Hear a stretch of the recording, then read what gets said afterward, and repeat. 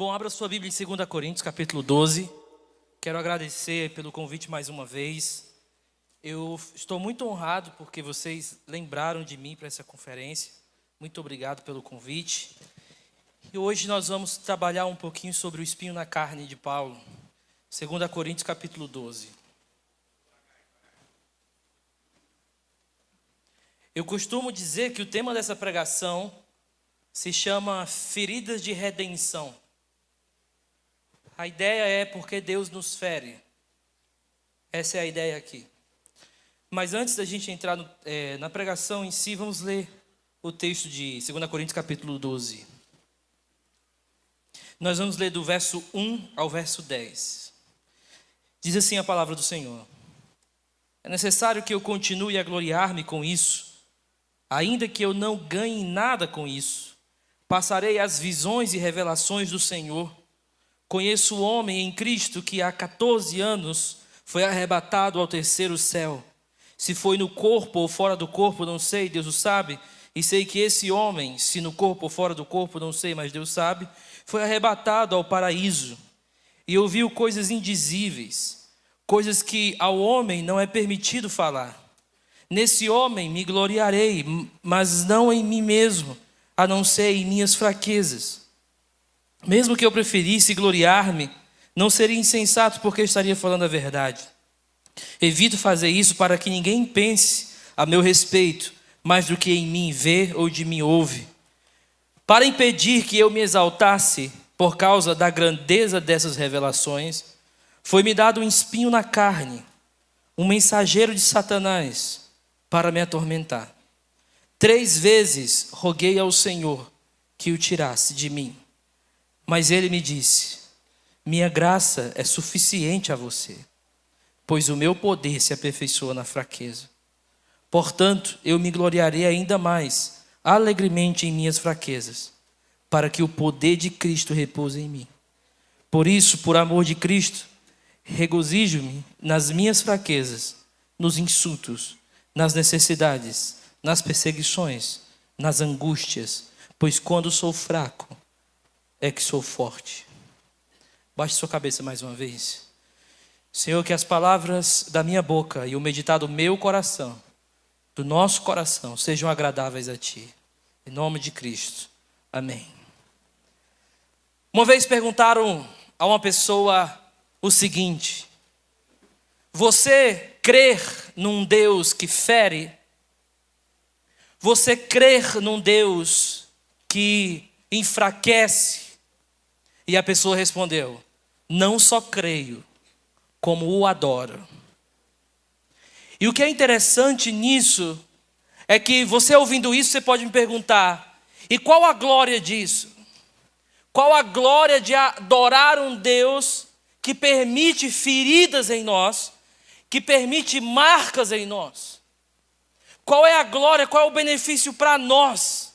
Adorar um Deus que muitas vezes nos fere ou permite espinhos que nós carregamos por toda a nossa vida. Fraquezas que carregamos por toda a nossa vida. E a resposta a isso vai depender do seu ponto de vista. Responder qual é a glória de adorar um Deus que nos fere vai depender de como você vê isso, qual é a sua perspectiva sobre isso. E essa é a questão dos coríntios. Os coríntios estavam com uma perspectiva que eu chamo de externa. Eles estavam dizendo o seguinte: Paulo era fraco, Paulo não era apóstolo porque ele tinha muito sofrimento, porque quem é apóstolo precisa ser rico, precisa ter dinheiro, precisa ter uma glória externa maior. Então eles estavam dizendo que Paulo era um apóstolo inferior, porque Paulo, ele, apesar de ter milagres, ele tinha sofrimento. E olha que interessante, a igreja de Corinto tinha problema com Paulo, não porque Paulo não fazia milagre, mas pela presença do sofrimento na vida de Paulo. E Paulo vai ter que ensinar essa igreja que essa perspectiva externa e mundana, de achar que alguém só é chamado se tiver uma glória que os homens se impressionem, é errada. Paulo deseja mudar a perspectiva deles. Porque pela perspectiva da cruz, você vê a fraqueza de outra forma. Então aqui, o desejo de Paulo nessa carta é tentar fazer uma mudança de perspectiva. Porque dependendo da perspectiva, você vai olhar para a cruz e vai dizer: nossa, que bobagem, que fraqueza, o Deus de vocês morre no madeiro. Mas se você vê de outra perspectiva, você vai olhar para a cruz e dizer: ali está a minha glória, ali está a minha identidade, ali está onde flui o que eu sou agora. Então Paulo está nesse processo de mudança de perspectiva, mas ele tem uma estratégia antes de explicar qual é a glória e o benefício de adorar um Deus que nos fere. Antes disso, ele vai tentar expor o quão ridículo é a perspectiva dos coríntios. Paulo vai trabalhar naquilo que nós chamamos de uma espécie de tentativa de mostrar o quanto eles, por requerer a Paulo milagres, estavam errados, era um ridículo aquilo que eles estavam falando. Bom, deixa eu mostrar para vocês. Vamos voltar aí para o capítulo 11 e veja um pouquinho no verso 20. Como Paulo vai fazer uma grande paródia. Ele diz o seguinte, 11:20. De fato, vocês suportam até quem os escraviza, ou os explora, ou quem se exalta, ou lhes fere a face. Para mim, a verdade, admito que somos fracos demais para isso. Naquilo em que todos os outros se atrevem a gloriar-se, fazemo-lo como insensato, eu também me atrevo. Agora olha o verso 22, que interessante. São eles hebreus? Eu também. São israelitas? Eu também. São descendentes de Abraão? Eu também. São eles servos de Cristo? Estou fora de mim para falar dessa forma, eu ainda mais. Agora olha o currículo de Paulo. Trabalhei muito mais, fui encarcerado mais vezes, fui açoitado mais severamente, exposto à morte repetidas vezes. Verso 24. 5 vezes recebi dos judeus 39 açoites, 3 vezes fui golpeado com a vara, 1 vez fui apedrejado, 3 vezes sofri naufrágio, passei 1 noite e 1 dia exposto à fúria do mar, estive continuamente viajando de uma parte para outra. Não terminou não, currículo grande. Enfrentei perigos nos rios, perigos de assaltantes, perigos dos meus compatriotas, perigos dos gentios, perigos nas cidades, perigos no deserto, perigos no mar, perigos dos falsos irmãos. Olha o currículo de Paulo. Agora você imagina os coríntios pegando esse currículo e dizendo: cara, que loucura isso aqui. Onde é que está a glória disso aqui? Percebe que dependendo da perspectiva, o currículo de Paulo é ridículo. Então, irmãos, muitas vezes a nossa perspectiva sobre as coisas começa a mudar e a gente não percebe. A gente começa a avaliar as coisas do ponto de vista do mundo, do ponto de vista da glória das aparências lá fora. E no dia a dia a gente não vai percebendo que a forma que a gente vê algumas coisas já não é da perspectiva da cruz. E Paulo precisa ensinar a eles que esse currículo aqui, visto do ponto de vista da cruz, é glória. E aí ele vai dizer algo interessante aqui.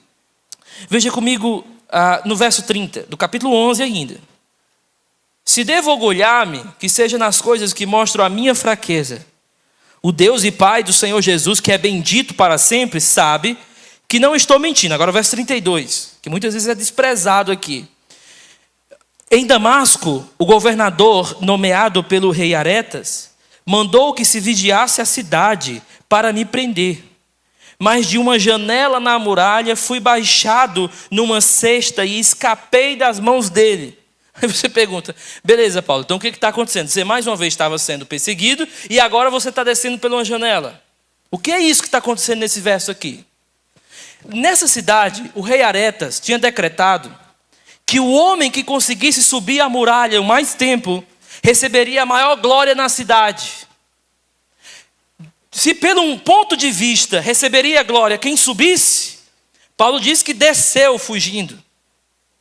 Então na muralha onde os humanos procuravam glória e honra dos homens, Paulo diz que desceu de lá perseguido. E mais uma vez, dependendo do ponto de vista, você vai dizer: e qual é a glória disso?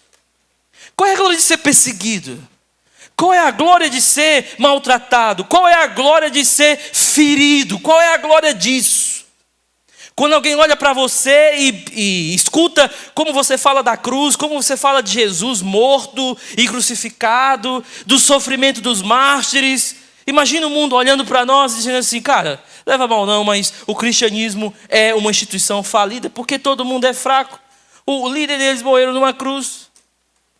Então aqui Paulo vai mudar a perspectiva deles e mostrar por que adorar esse Deus que nos fere vale a pena. E não só isso, ele vai nos mostrar qual é a glória de adorar um Deus assim. E aí ele entra no capítulo 12. E no capítulo 12, algumas coisas vão acontecer aqui. Veja comigo, no verso 1, que ele vai falar o seguinte, capítulo 12 agora. É necessário que eu continue a gloriar-me com isso. Ainda que eu não ganhe nada com isso, passarei as visões e revelações do Senhor. Então o que vai acontecer agora? Paulo expôs o seu currículo, mostrou para eles que, segundo a avaliação deles, aquele currículo era ridículo. E agora vai mostrar algo glorioso. Algo que para os coríntios seria legal. Que era o quê? Revelação, ir para o céu. Isso sim era algo que Paulo precisava mostrar. E aí Paulo vai dizer a sua grande experiência no terceiro céu. No judaísmo tinha mais de 100. A galera gostava de criar céu, mas era mais de 100. O terceiro não tem tanto significado como algumas pessoas querem. Paulo só está dizendo, eu fui além. Eu fui lá em cima. Mas eu quero a sua sensibilidade agora. Veja como Paulo descreve. Verso 2. Conheço o homem em Cristo, que há 14 anos foi arrebatado, se no corpo ou no fora do corpo. Alguns acham que Paulo está querendo enfatizar que ele não estava consciente na hora. Eu não acho isso. Eu acho que Paulo está dizendo, eu não sei muito bem sobre essa experiência, porque ela não é importante. O que vocês colocariam importância, que seria subir ao terceiro céu, para mim eu não sei se foi assim ou não. E outra, nem esse homem eu me glorio. E outra, qual é o benefício disso para vocês, se nessa experiência eu não posso dizer nada para vocês?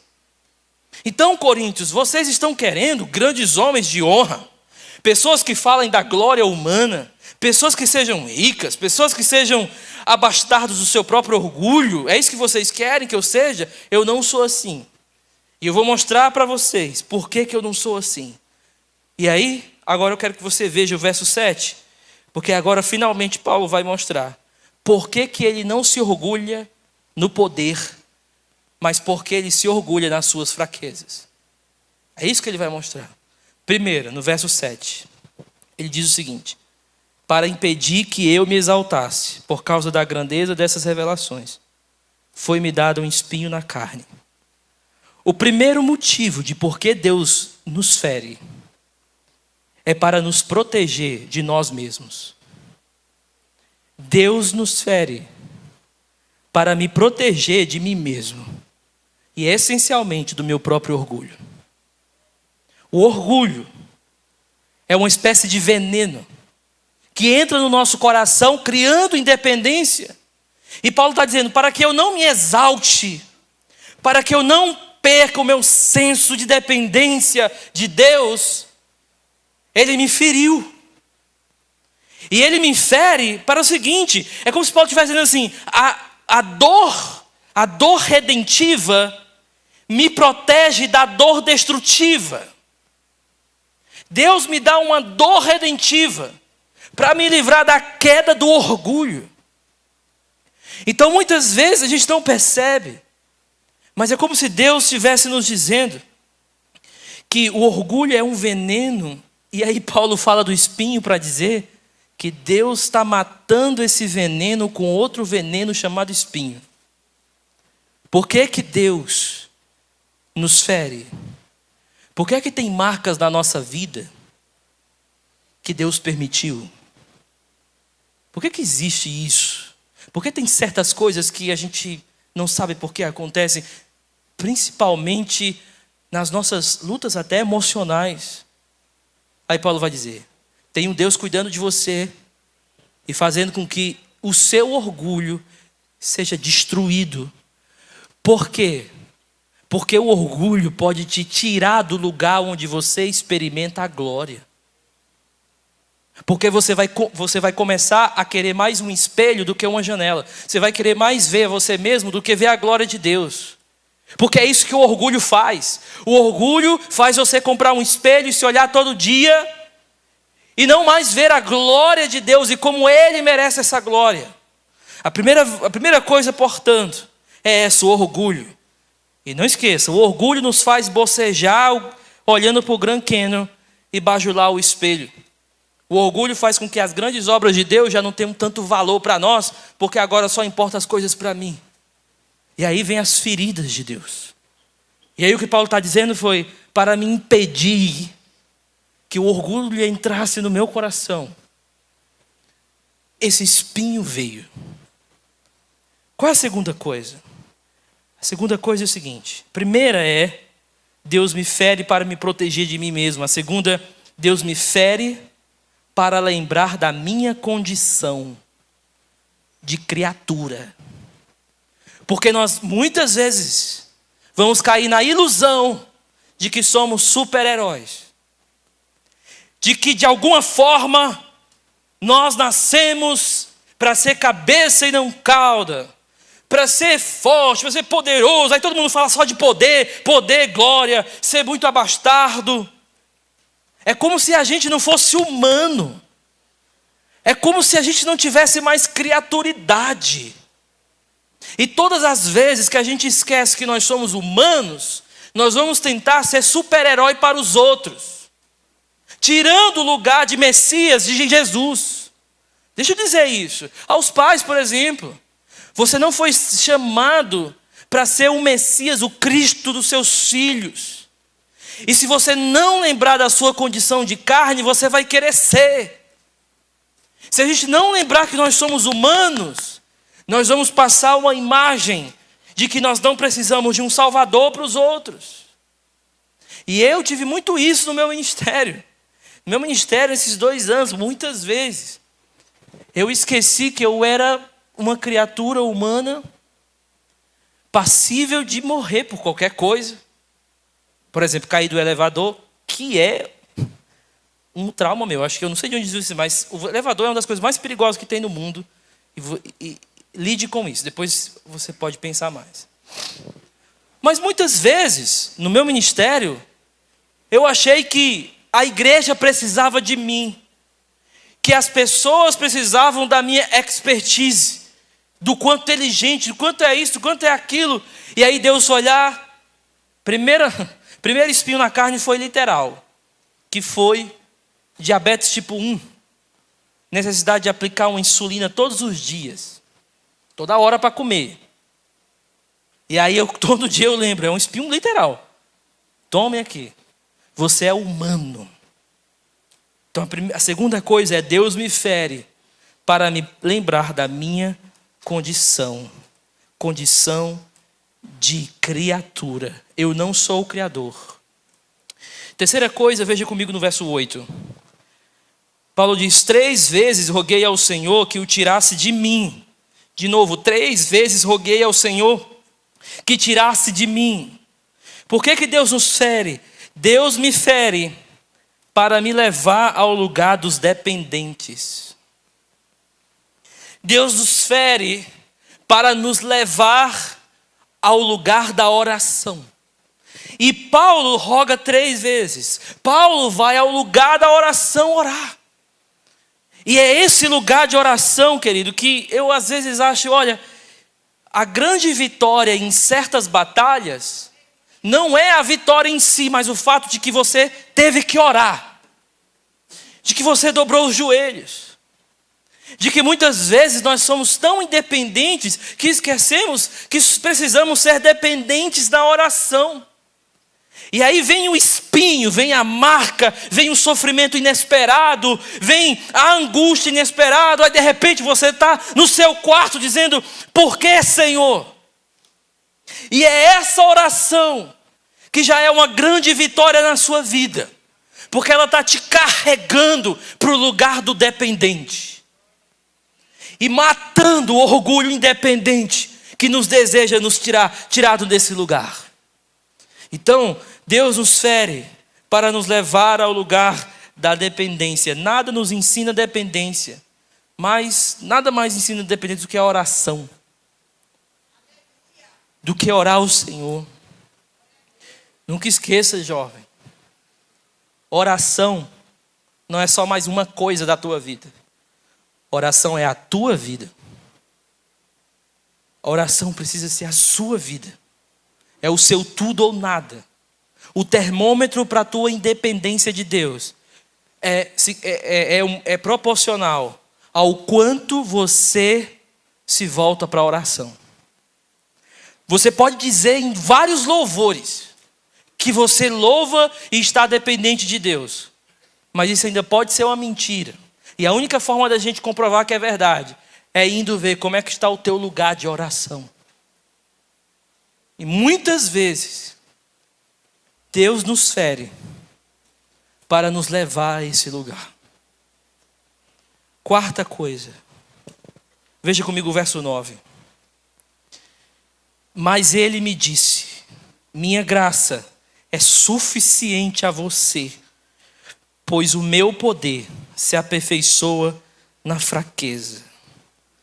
Quarta coisa, Deus me fere para que eu saiba que as minhas fraquezas não são suficientes para prejudicar a minha missão. De novo, as minhas fraquezas, as suas fraquezas, não são suficientes para prejudicar a sua missão. Na verdade, eu entendo que elas são uma parte vital da missão, da nossa missão. As fraquezas não prejudicam.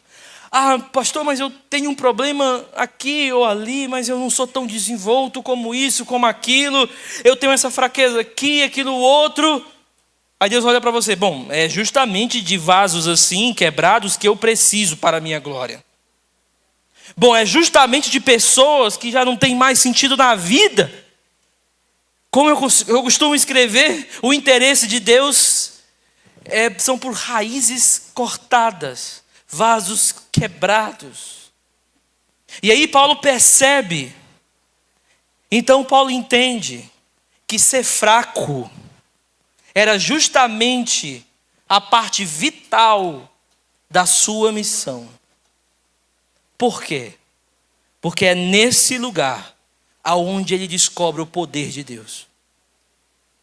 O espinho, então, era uma espécie de lembrete para Paulo de que a fraqueza dele era a parte essencial do seu currículo. Por quê, pastor? Porque na minha experiência, muitas feridas que nós carregamos se tornam cura para outras pessoas. Muitas coisas que a gente passa e depois você está diante de uma pessoa e você... Mas espera aí, eu passei por isso. E isso para outra pessoa é cura. Então muitas vezes Deus nos coloca em fraqueza, em feridas. Não é para depois nos dar a vitória, mas é para outro ser curado. A tua marca nem tem nada a ver com você. Não, Deus me feriu aqui, eu vou ser agora poderoso. E Deus lá: não, eu só te feri porque eu quero que o outro seja curado. E você aí permanece na ferida. Por quê? Não sei. Então Paulo nos diz que a sua fraqueza não prejudica a sua missão. Quinto, veja o verso 9 e o verso 10. De novo. Mas ele disse: minha graça é suficiente a você, pois o meu poder se aperfeiçoa na fraqueza. Portanto, eu me gloriarei ainda mais alegremente em minhas fraquezas, para que o poder de Cristo repouse em mim. Quinta coisa, atenção. Deus me fere, porque ao contrário, eu escolheria uma força mais fraca e perderia a experiência da sua glória. Deus me fere para que eu entenda de que aquela fraqueza ali é o caminho para eu experimentar a graça de Deus na minha vida. E muitas vezes eu olhei para a minha vida e disse: Senhor, por quê? Por que isso aconteceu agora? Por que mais isso? Por que mais aquilo? Por que mais aquilo outro? E às vezes eu entendo, bom, se eu não tivesse isso, eu não sei nem se eu estaria aqui hoje. Porque Deus, através das nossas fraquezas, nos conduz à sua graça suficiente. Deus não quer pessoas que se acham fortes. Aliás, escute isso. Deus não quer uma igreja que se acha forte. Deus precisa de uma igreja onde as pessoas reconhecem a sua fraqueza. Porque só assim esse lugar vai ser um lugar da graça suficiente. Ao contrário de uma igreja que quer ser forte, que quer ser isso, que quer ser aquilo, mas não reconhece a sua fraqueza, ela não experimenta o lugar da graça. Então, Paulo olha para nós, e veja agora no verso 10. Por isso, por amor de Cristo, regozijo-me nas fraquezas, nos insultos, nas necessidades, nas perseguições, nas angústias. Aí agora, pelo ponto de vista, a gente vai olhar e vai dizer: faz sentido, Paulo. Se esse é o lugar que tu experimenta a glória, se esse é o lugar que tu encontra a graça, então faz sentido se gloriar nas tuas fraquezas. Qual é a glória de adorar um Deus que nos serve? É experimentar pela sua sabedoria a sua graça suficiente. E experimentar essa graça é a coisa mais maravilhosa dessa vida. Deixa agora eu ir para algumas aplicações. Minha primeira aplicação é: nós não somos a solução para o problema das pessoas. O Evangelho é. De novo. Nós não somos a solução para o problema das pessoas. O Evangelho que é. Nós somos meros instrumentos, fracos, mas o poder não reside no vaso, mas no tesouro. E nunca esqueça disso. Porque às vezes nós estamos lidando com alguma pessoa ao nosso redor, uma mãe lidando com um filho ali rebelde que está querendo gastar a vida com coisas que não prestam, e ela se coloca ali como se ela fosse a solução das pessoas desse filho. Deixa eu te dizer, infelizmente você não é. E não é culpa sua. É porque Deus não te fez um super-herói. Deus não te fez o cara que vai mudar pessoas. Deus te fez um mensageiro para pregar a mensagem que muda. O Evangelho que muda. Não é a nossa argumentação. Não é o quanto a gente consegue articular com a pessoa. É sobre o poder do Evangelho. Aí você imagina, qual é a glória de um cristianismo onde as pessoas são fracas? É porque, querido, a gente experimenta o poder da mensagem de quem nos salvou. Não é a gente que é forte, é a mensagem que carregamos, é o Evangelho que pregamos. Isso que é forte. Segundo,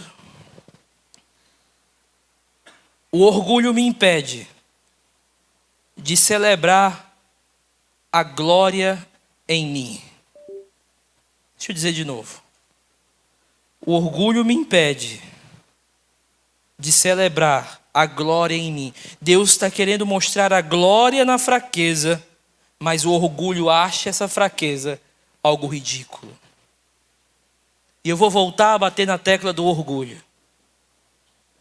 Um certo pastor, há muito tempo atrás,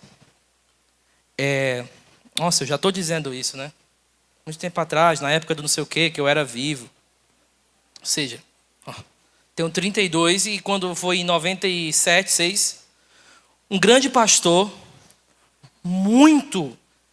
Você tem uma ideia, a influência dele era tão grande que ele pregava um sermão no domingo de manhã e à noite esse sermão era pregado no continente africano, na América. Como? O sermão dele ia para pastores, para os pastores pregar. É o Jim Swaggart. E uma certa vez, Esse homem de Deus estava para entrar num estádio de futebol que estava lotado de gente para ouvir ele pregando, e tinha mais outra sessão de pessoas fora. Ele disse: Deus precisa de mim. Deus precisa de mim. Um mês depois, foi descoberto que ele tinha caído em prostituição, em adultério, em muitas coisas. O orgulho é um veneno letal e destruidor. É uma dor destruidora. É por isso que Deus permite certas dores, para que a gente experimente, na verdade, a dor redentiva, para nos livrar da dor destruidora. Então, o orgulho impede de eu celebrar a glória de Deus em mim. Próxima aplicação. Muitas vezes a oração já é a solução. Muitas vezes a oração já é a solução. Eu lembro que quando minha família estava sofrendo muito, meus pais, no campo missionário, e eu lembro que eu acordava de madrugada e eu ouvia minha mãe orando. E aí eu olhava lá e disse assim: ela está orando. Não, beleza, vou dormir. Quando eu acordava de manhã, minha mãe estava orando. Eu disse assim: bom, ela está viva pelo menos, né? A minha infância, e eu posso dizer isso, uma das coisas que mais marcou a minha vida hoje, para eu estar aqui hoje, foi a vida de oração da minha mãe. Então deixa eu dizer uma coisa. Não existe nada que nos marque mais. E principalmente para a geração mais velha. Se a gente quiser deixar algum legado para a mais nova, que seja o legado de homens e mulheres de oração. Oração não é secundário. É você ser um homem e uma mulher de oração e mostrar para a próxima geração que sem oração a gente não anda. Sem oração a gente mostra o nosso orgulho. E Paulo está dizendo, e várias vezes: olha, eu orei 3 vezes, eu orei 3 vezes. Ah, pastor, mas não está vindo a resposta. A resposta não é o ponto, é a oração que é o ponto. A oração já era o objetivo de Deus para você. Já era te colocar ali. É como se você dissesse: é aqui onde eu quero você, perto de mim. Porque o orgulho te afasta de mim. Outra aplicação. Às vezes, bom, esse aqui eu acho que não é uma aplicação. Às vezes, eu me pergunto a Deus, por que certas feridas na minha vida? Desde questões mentais, desde necessidade de tomar remédios para processos de ansiedade, para processos de depressão, para várias coisas. Desde ter perdido muitas coisas da minha vida. Em certo momento eu disse assim para o Senhor: Senhor, por que assim? Por que tanta coisa? Não podia ser mais devagar? Não podia ser de outra forma? E por que tanta dor? Por que precisa doer? E eu lembrei de Lewis. E C.S. Lewis, eu falei hoje sobre esse livro, Um Luto em Observação, de C.S. Lewis. O Lewis diz o seguinte: na primeira parte, ele diz: Deus me abandonou, Deus bateu a porta na minha cara. Só que lá na segunda parte ele disse assim: eu entendi. Eu entendi porque essa dor em mim, diante de um Deus soberano. E ele diz o seguinte: eu pensava que a minha fé era um castelo de pedra. E eu descobri que na verdade era um castelo de cartas. E a única maneira de Deus mostrar isso para mim foi derrubando. E aí ele diz: e depois que caiu tudo e veio a dor, eu descobri que na verdade eu estava na mesa de cirurgia de um médico. Portanto, aquela dor tinha um propósito. As dores do médico têm um propósito. E sem essas feridas, eu esqueceria da necessidade de um médico. Então, as dores que talvez você tenha sofrido, esteja sofrendo, são dores permitidas pelo Deus que é o seu Pai. Mas o fato de Deus ser o seu Pai não impede de certas marcas virem na tua vida. Porque esse Pai nos coloca em certas camas de cirurgia. E às vezes a cirurgia não vai ter nada que tire essa dor. Você vai precisar sentir essa dor. Mas essa dor tem um propósito. Essa dor tem um propósito. Então, por último, pastor, como é que eu posso viver diante de um Deus assim? Eu já sei que diante das minhas fraquezas eu experimento o poder. Tem glórias, tem dores que eu sinto que nessas dores eu vou sentir a tua graça. E agora? Agora eu diria o seguinte para você: coragem. Coragem. Eu lembro de um momento que eu estava sentindo muita dor no meu coração. E eu estava olhando para frente dizendo assim: Senhor, o caminho ainda é tão longo. E pelo jeito essas coisas não vão se resolver logo. E na mesma hora eu lembrei de uma frase do C.S. Lewis no final de Crônicas de Nárnia, onde ele diz assim: coragem, querido coração. E aí eu olhei para o meu coração e disse: coragem. Coragem. Deus é contigo, vai, coragem, querido coração. Então hoje eu queria que você olhasse para as suas marcas. E ainda assim, mesmo no medo e das incertezas, dissesse: coragem. Coragem, querido coração. A estrada é longa, coragem. Porque nós servimos um Deus que nos fere. Mas essas feridas são feridas de redenção. Vamos orar. Senhor, é difícil explicar porque certas coisas acontecem na nossa vida.